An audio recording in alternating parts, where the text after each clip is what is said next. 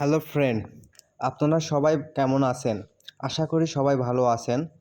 আমার এই ইউটিউব চ্যানেলে এর আগে বিড়াল ও কুকুরের জন্য কৃমিনাশক কিছু মেডিসিন সম্পর্কে অ্যালবেন্ডাজল এর ধারণা দেওয়া হয়েছিল। তো আমি আবারও আপনাদের মাঝে নতুন একটি ভিডিও নিয়ে চলে আসলাম। বিড়াল ও কুকুরের জন্য কৃমিনাশক সবচাইতে বেস্ট ও কোয়ালিটিফাই এবং সবচাইতে ভালো একটি ট্যাবলেট আপনাদের মাঝে নিয়ে এবং তুলে ধরলাম। এই ট্যাবলেট মূলত থাইল্যান্ডের কৃমিনাশক ট্যাবলেটটি হচ্ছে হেলম্যাটিস এল। এটি উন্নত মানের প্রোডাক্ট। এই কৃমিনাশক হেলম্যাটিস এল মূলত আমরা বিড়াল ও কুকুরে 3 মান্থ বা 3 মাস পর থেকে এদেরকে আমরা এই ট্যাবলেটটি সেবন করাতে পারবো। এবং এই কৃমিনাশক ট্যাবলেটটি আমরা সুস্থতা থাকার জন্য ও তার ক্ষেত্রে আমরা ব্যবহার করে থাকি। অনেক সময় বিড়াল কৃমির কারণে অনেক অসুস্থ হয়ে যায়, চেহারা অনেক বিকৃত হয়ে যায়।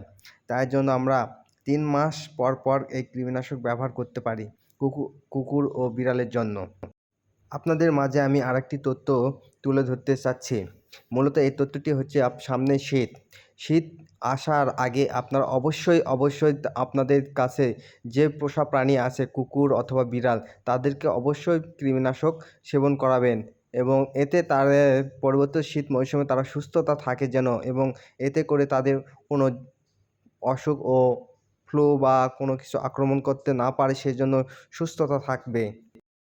এছাড়া আপনারা অবশ্যই আপনাদের নিকটতম মেডিসিন শপ অথবা প্রাণী সম্পদ অধিদপ্তর থেকে অবশ্যই ডাক্তারের পরামর্শ নিতে পারেন এবং ডাক্তারের পরামর্শ নিয়ে অবশ্যই কৃমিনাশক ট্যাবলেট আপনাদের পোষা প্রাণীকে সেবন করাবেন।